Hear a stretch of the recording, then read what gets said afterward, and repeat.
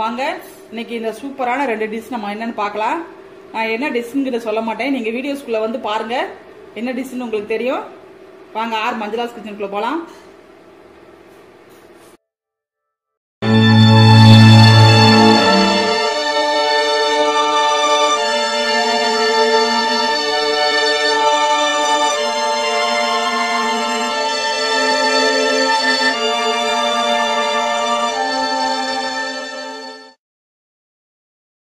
Hi viewers, R Manjula's கிச்சனுக்கு உங்களை வரவேற்கிறேன்.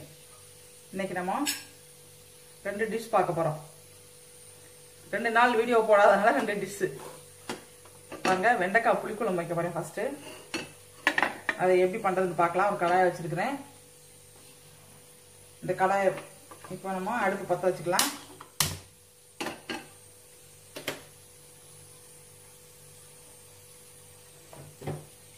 ரொம்ப எண்ணெய் வேண்டாம், சும்மா சட்டி மட்டும் இதாக அப்படி ஊற்றிக்கோங்க. ஊற்றிட்டு இந்த வெண்டைக்காயை நம்ம நல்லா வதக்கி எடுத்துக்கலாம். சட்டி சூடான உடனே வெண்டைக்காய் போட்டுடலாம். இதுக்கு பாருங்க, நான் தக்காளி எப்பயுமே நான் புளி குழம்புக்கு தக்காளிலாம் போட மாட்டேன். இன்னைக்கு தக்காளி போட்டு இது பண்ண போறேன். பாருங்க, வெண்டைக்காயை போட்டுடலாம். இது நல்லா கொஞ்சம் வதக்கிக்கலாம், வாடுற மாதிரி வதக்கிடுவோம். இப்போ பாருங்க, வெண்டைக்காய் நல்லா வதங்கிடுச்சுங்க. இதை நம்ம ஒரு தட்டில் எடுத்து தனியாக வச்சிடலாம். இந்த மாதிரி ஒன்னோட ஒன்று உங்களுக்கு ஒட்டாமல் இருக்கிற அளவுக்கு வரைக்கும் வதக்கிடணும். இது நம்ம தட்டில் எடுத்துடலாம். எடுத்துட்டு இப்போ இதில் நம்ம எண்ணெய் ஊற்றிடலாம் தாளிச்சு விடுறதுக்கு. வெண்டைக்காய் புளிக்குழம்புக்கெல்லாம் கொஞ்சம் எண்ணெய் கொஞ்சம் தாராளமாக விடலாம்.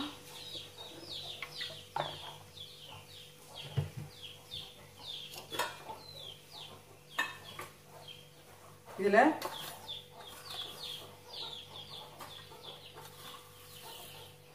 கடுகு, உளுந்து, வெந்தயம், கொஞ்சம் சீரகம்,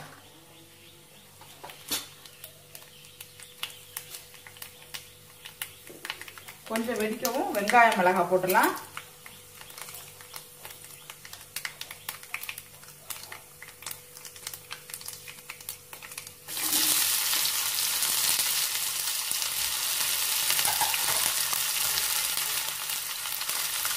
பெரிய வெங்காயம் தான் போட்டிருக்கேன்.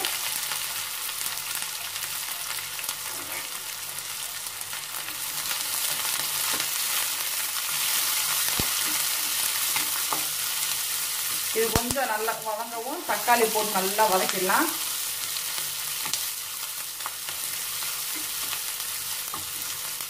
இது கொஞ்சம் வதங்கட்டும்.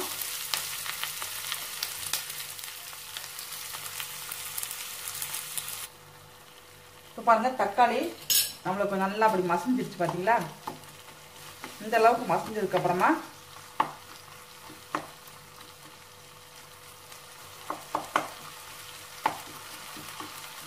குழம்பு மிளகாய் தூள் ஒரு 2.5 கரண்டி எடுத்துட்டேங்க நான். அதை போட்டுடலாம். போட்டு நல்லா அந்த எண்ணெயிலேயே கொஞ்சம் வதக்கி விட்டுடலாம்.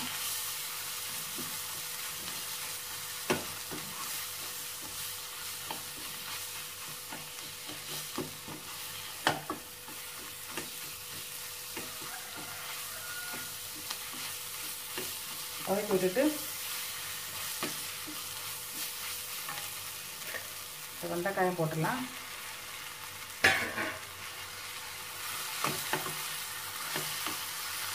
இப்போ இதில் கொஞ்சம் தண்ணி பிடிச்சி ஊற்றலாம். நல்லா முதல்ல இந்த மசாலெல்லாம் காரமெல்லாம் இந்த வெண்டைக்காய்க்குள்ளே இறங்கட்டும். அதுக்கப்புறம் நம்ம புளித்தண்ணி கொஞ்சம் வெந்ததுக்கப்புறம் புளித்தண்ணி ஊற்றிக்கலாம்.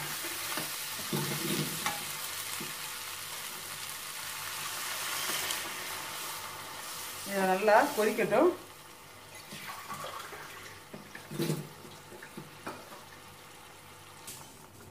பாருங்க, நான் இது வந்து சாம்பாருக்காக நான் போட்டிருக்கேன். இட்லி சாம்பாருக்கு திடீர்னு சாம்பார் பருப்பு இல்லாமல் பருப்பு வேக வைக்காம வச்சுக்கிற மாதிரி சாம்பாருக்கு சும்மா என்ன காய் இருந்தாலும் போட்டுக்கலாம். நான் பாருங்க பட்டாணியும் கொஞ்சோண்டு முருங்கைக்காயும் ஒரு முருங்கைக்காயும் ஒரு கை பட்டாணியும் போட்டிருக்கேன்.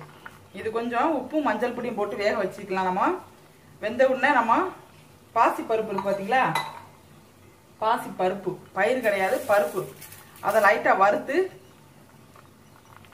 பொடி பண்ணி அப்படி நம்ம சாம்பார் வைக்கிறது தான். இது நல்லா வேகட்டும். நான் அதை எப்படி வைக்கிறதுங்க உங்களுக்கு சொல்லி காமிக்க பாருங்க. இப்போ பாருங்க, நான் சாம்பாருக்கு ஒரு கடாயை வச்சிருக்கேன். அதில் எண்ணெய் ஊத்தாம பாருங்க பாசி பருப்பு ஒரு 2 ஸ்பூன் போட்டிருக்கேங்க. இது வந்து நாங்கள் வீட்லயே முழு பயிர் வாங்கி எண்ணெய் தேய்ச்சி காய வச்சு எடுக்கிறது. அதனால ஒன்னொன்னு தோல் இருக்கும்.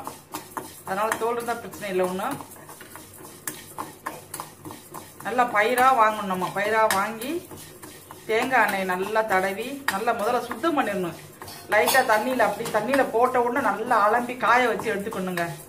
எடுத்துட்டு நல்லா தேங்காய் எண்ணெய் அது நல்லா ஊற்றி நல்லா தேய்ச்சி நல்லா கையை வச்சு இப்படி நல்லா தேய்ச்சி விடணும். இப்படி எடுத்து நல்லா தேய்ச்சி விட்டோம்னா எல்லா பருப்புலையுமே பயிர்லையுமே உங்களுக்கு எண்ணெய் போய் விழுந்துக்கிறோம்.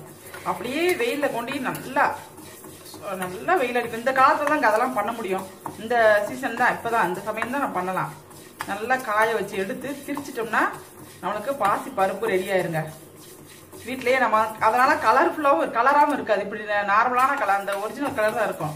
கடைகள்ல நம்ம மஞ்சளா பாக்குறோம் பாத்தீங்களா, அப்படிலாம் இருக்காது. இந்த அளவு கலர் தான் இருக்கும். இது வந்து நாங்க கிராமத்துல வாங்கிட்டு வந்த பயிர், அதனால பொடிசாவும் இருக்கும் பாத்தீங்களா, பூவானின்னு சொல்லுவாங்க அந்த பயிர். இது நல்லா வறுத்துட்டு நம்ம இதை வறுத்து நல்லா பவுடர் பண்ணி எடுத்துக்கலாங்க. மிக்சியில போட்டு நல்லா பவுடர் பண்ணிடலாம். இது நல்லா வறுபடட்டும். இப்ப பாருங்க, நான் புளிக்குழம்புக்கு புளி தண்ணி ஊத்திட்டே கொஞ்சம் உப்பும் போட்டேன். நமக்கு பாதி வெந்ததுக்கு அப்புறம் தான் இப்படி போட்டோம்னா நல்லா சாஃப்டா இருக்கும். இந்த வெண்டைக்காய் முதலே போட்டோம்னா ஒரு மாதிரி ஹார்டா ஒரு மாதிரி விரைச்ச மாதிரி இருக்கும். இது நல்லா நமக்கு இது நல்லா கொஞ்சம் வேகவும் நம்ம தேங்காய் மட்டும் அரைச்சி ஊத்திடலாம். நம்மளுக்கு இப்போ இந்த பக்கம் பட்டாணியும் முருங்கைக்காயும் வெந்துருச்சு, அதையும் எடுத்து வச்சிடலாம். இப்போ பாருங்க, நம்மளுக்கு வெண்டைக்காயும் நல்லா வெந்துருச்சு. தேங்காய் அரைச்சி இதில் ஊத்திடலாம்.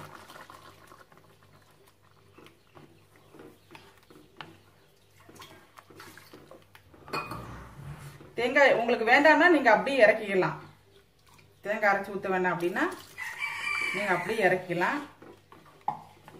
இது நல்லா ஒரு கொதி வந்த உடனே நம்ம அப்படியே ஆஃப் பண்ணிடலாம். அவ்வளவுதான், நம்மளுக்கு வெண்டைக்காய் புளி குழம்பு ரெடி ஆயிடுச்சு.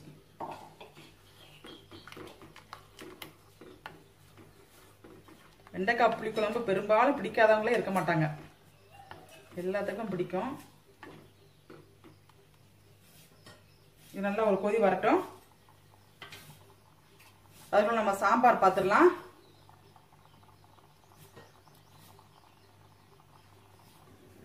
இப்போ பாருங்க, சாம்பாருக்கு ஒரு கடாய் வச்சிருக்கேன். அதுல கொஞ்சம் எண்ணெய் ஊத்திருக்கேன். இதுல கடுகு உளுந்து போட்டுக்கலாம். ஒரு கொஞ்சம் 2-3 வெந்தயம், 2-3 சீரகம்,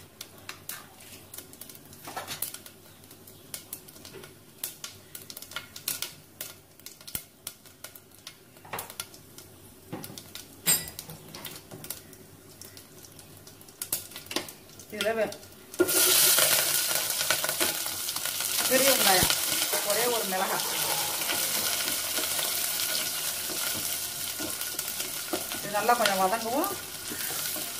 உங்களுக்கு காய் இல்லை எதுவுமே இல்லைன்னு வச்சுக்கோங்க. இந்த பாசி பயிர் இதே மாதிரி வறுத்து பவுடர் பண்ணி வச்சுக்கிட்டீங்கன்னா வாரத்துக்கு ஒரு நாள் மட்டும் பவுடர் பண்ணுங்க. ஏன்னா நிறைய பவுடர் பண்ணிட்டீங்கன்னா அது உடனே வண்டு பிடிச்சிருங்க, ரொம்ப நாளைக்கு வராது. அதனால அவசரத்துக்கு சும்மா வெங்காயம் தக்காளி மட்டும் வதக்கி சாம்பார் பொடி போட்டு நல்லா அந்த பவுடரை தண்ணியில் கரைச்சி ஊற்றிட்டோம்னா நம்மளுக்கு சாம்பார் ரெடி ஆயிடும். சூப்பராக பாசிப்பருப்பு சாம்பார் நல்லா டேஸ்ட்டாக இருக்குங்க. இது அவசரத்துக்கு நம்ம வீட்டில் பண்ணி வச்சுக்கலாம், நல்லா இருக்கும். அதே மாதிரி கடலைப்பருப்பையும் வறுத்து வச்சுக்கலாம். கடலைப்பருப்பு வறுத்து வச்சா எனக்கு என்னமோ கடலை மாவு கரைச்சி ஊற்றுன மாதிரியே இருக்குது. ஆனால் இது நல்லா இருக்குது, டேஸ்ட் நல்லா இருக்குது, எல்லாமே நல்லா இருக்கு.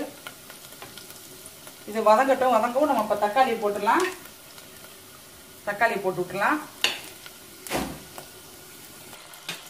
இப்போ பாருங்க, தக்காளி நல்லா வதங்கிடுச்சு. இப்போ இதில் நம்ம சாம்பார் தூள் போட்டுக்கலாம். சாம்பார் தூள் ஒரு 1/2 ஸ்பூன் போட்டிருக்கேன். அதே மாதிரி தனி மிளகாய் தூள் ஒரு 1/2 ஸ்பூன் போட்டுக்கலாம். கொஞ்சம் மஞ்சள் தூள் போட்டுக்குவோம். நம்ம ஏற்கனவே முருங்கைக்காயிலையும் பட்டாணிலையும் மஞ்சள் தூள் போட்டிருக்கேன். இருந்தாலும் ஒரு பிஞ்ச் இதில் போட்டுக்கலாம். இப்போ இதில் தக்காளி வதங்குறதுக்கு கொஞ்சோண்டு நான் உப்பு போட்டிருக்கேன்.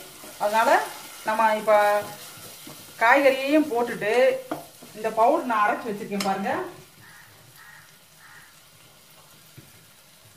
பாருங்க, அரைச்சி வச்சுருக்க இந்த பவுடரை ஒரு வடசட்டிலே அதுலையாவது போட்டு நல்லா தண்ணி ஊற்றி அதை நல்லா நம்ம மிக்ஸ் பண்ணி வச்சுக்கலாம். மிக்ஸ் பண்ணி வச்சுட்டு இப்போ நம்ம இதில் ஊற்றிடலாம்.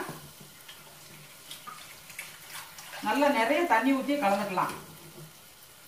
இது என்ன திக்காக வரும், அதனால தண்ணி ஊற்றி கலந்துக்கலாம். கலந்துட்டு இதில் ஊற்றிடலாம்.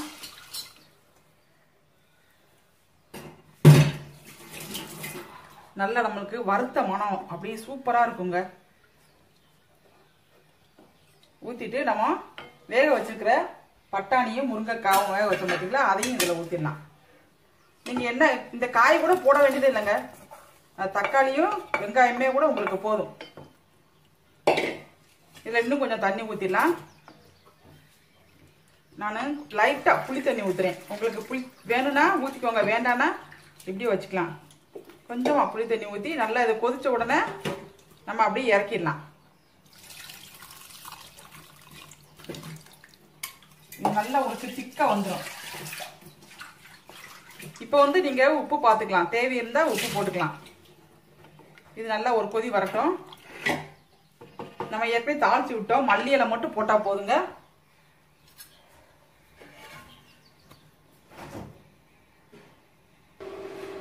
பாருங்க, இப்போ சூப்பரான நம்மளுக்கு வெண்டைக்காய் புளிக்குழம்பு அவசர சாம்பார் ரெண்டுமே ரெடி ஆயிடுச்சு பாருங்க. இப்போ இதை நம்ம மல்லி இலை மட்டும் தூவி விட்டுலாம். ரெண்டுமே நம்மளுக்கு 2 டிஷ்ஷுமே சூப்பராக இருக்குங்க. பாருங்க, வெண்டைக்காய் புளிக்குழம்பு வாடை அப்படி இருக்குங்க. கம்ம கம்ம கம்மன் இருக்குது வாசம். நல்லா நீங்கள் உங்கள் வீட்டில் செஞ்சு பாருங்க. செஞ்சு பார்த்துட்டு உங்களுடைய கமெண்ட்ஸ் எனக்கு சொல்லுங்க. லைக் பண்ணுங்க, ஷேர் பண்ணுங்க, சப்ஸ்கிரைப் பண்ணுங்க. எனக்கு 50,000 சப்ஸ்கிரிப்ஷன் இருக்கீங்கன்னு சொல்லிட்டு செலிப்ரேஷன் சொல்லியிருந்தேன். அதுக்கு எனக்கு மெசேஜ் வந்திருக்குது. நான் அந்த ஹாஸ்டலில் போய் சாப்பாடு செஞ்சு கொடுக்கும்பொழுது அவங்க வந்து அங்கே வீடியோ எடுக்கக்கூடாதுன்னு சொல்லி அவங்க ரூல்ஸ் அப்படி யாருமே இங்கே உள்ளே வந்து வீடியோ எடுக்கக்கூடாதுன்னு சொல்லிட்டாங்க. அதனால என்னால் அதை எடுத்து போட முடியல. இந்த சண்டே நம்ம வீட்லேயே அதை ஸ்பெஷலாக கொண்டாடிடலாம். நல்லா ஒரு பிரியாணி தால்ச்சா இதெல்லாம் வச்சு ஸ்பெஷலாக கொண்டாடலாம். ஓகே, எல்லாத்துக்கும் எனக்கு ரொம்ப தேங்க்ஸுங்க. 50,000 பேருக்கு எனக்கு சப்ஸ்கிரைப் பண்ணது ரொம்ப தேங்க்ஸ். நான் இதெல்லாம் எதிர்பார்க்கவே இல்லை. அதனால் ரொம்ப ரொம்ப நன்றி எல்லாத்துக்கும். இந்த வீடியோஸ் பாருங்கள். உங்களுக்கு பிடிச்சிருந்ததுன்னா லைக் பண்ணுங்கள், ஷேர் பண்ணுங்கள். உங்கள் ஃப்ரெண்ட்ஸுகளுக்கெல்லாம் கொஞ்சம் ஷேர் பண்ணி விடுங்க. தயவுசெய்து என்னோட சேனலை சப்ஸ்கிரைப் பண்ணாதவங்க புதுசாக பார்க்குறவங்க கொஞ்சம் சப்ஸ்கிரைப் பண்ணுங்கள். தேங்க்யூ, பாய்.